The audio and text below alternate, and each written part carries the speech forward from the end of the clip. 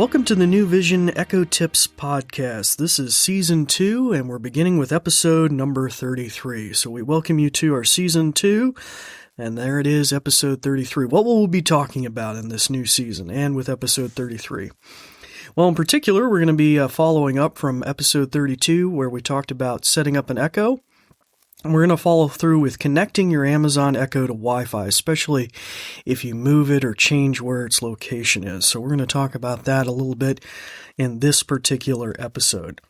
But before we go into that, we have a brief message about our podcast.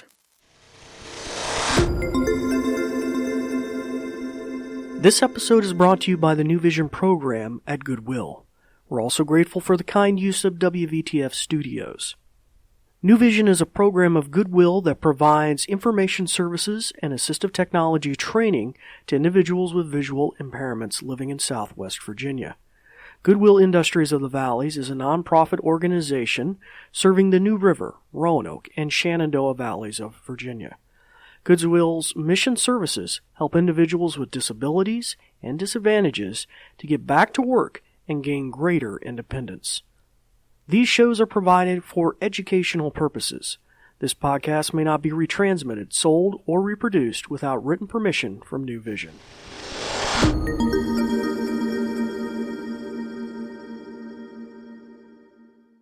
So, hello. If this is your first listening to the Echo Tips podcast, let me introduce myself real briefly here with our Season 2. My name is David Ward. I'm an assistive technology instructor with the New Vision program at Goodwill Industries of the Valleys, here based in Southwest Virginia in Roanoke.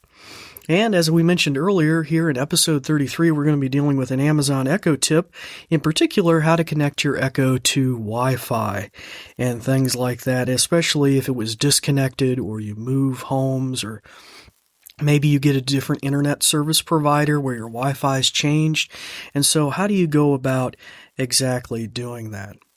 Now, first off, before I go too much further, it'd probably be good to tell you something that we said a lot in the first season, which is that you're going to want to mute your Echo, especially if you're listening to that. You're using that as a means to listen to this tutorial. You'll want to mute it in such a way that her ears don't perk up when I say her name, as I would say it here in the studio. So you'll want to locate that button on your Echo. It's got a silhouetted microphone on it with a slash through it, and that'll turn her ears off. And when you do that, she'll make a little thump sound, and that kind of tells you, and the ring will turn red on the top.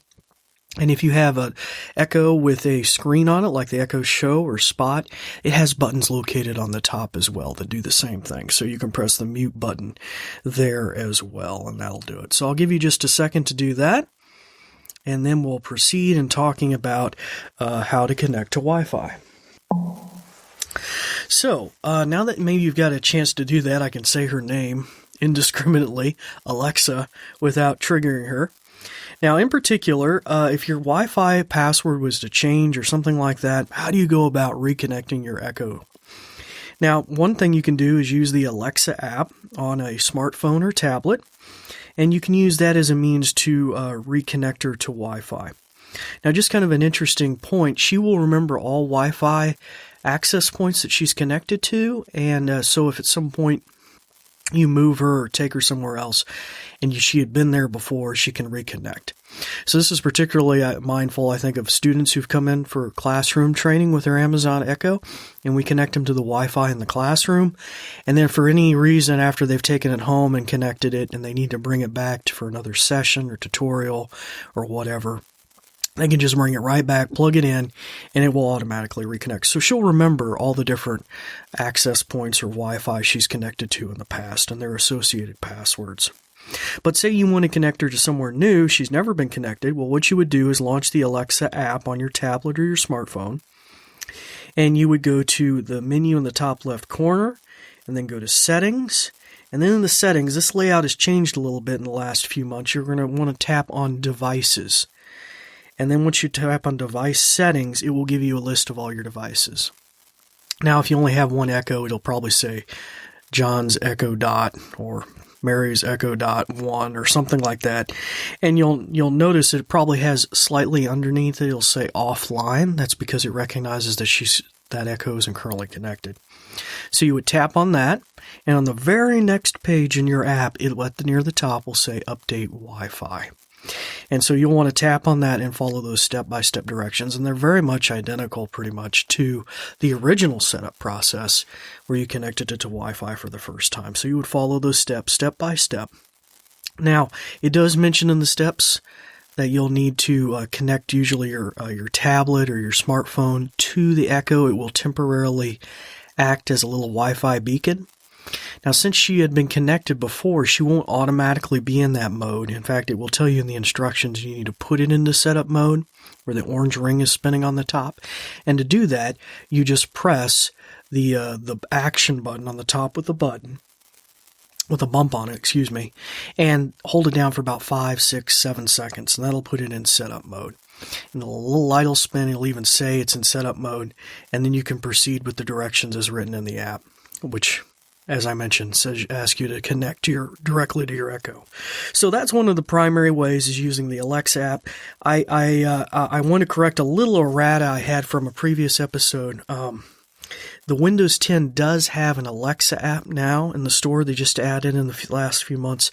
I did try it out recently, though, and it does not contain the same resources that you have in the Alexa app, namely the ability to go into settings and make customizations, or to do what we just described, connect it to Wi-Fi. In fact, it's a very trimmed-down version of the Alexa app. It almost has nothing to do with the main Alexa app.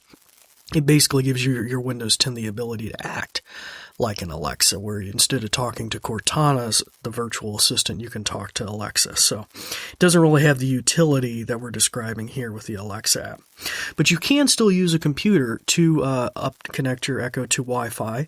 You would just simply use the website to do that on any computer. You would go to alexa.amazon.com, log in with your credentials. On that menu on the left, go to Settings, and this is slightly different. You wouldn't need to tap on or click on Device Settings. That layer of ambiguity is removed there. You should see a direct listing of John's Echo or whatever, and click on that, and then click the button that says Update Wi-Fi.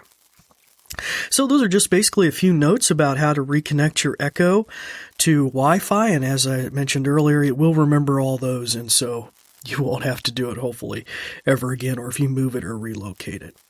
All right, well, now we'll just mention it's next time, our next episode, we'll be talking about looking up phone numbers with your Amazon Echo.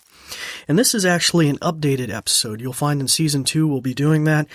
Topics we discussed in the first season, maybe by making phone calls or music. If something's changed or new features available, we'll be mentioning updates in connection with that. So next episode, we'll be talking about looking up phone numbers with your Echo and some of the new features that are available as a result of that.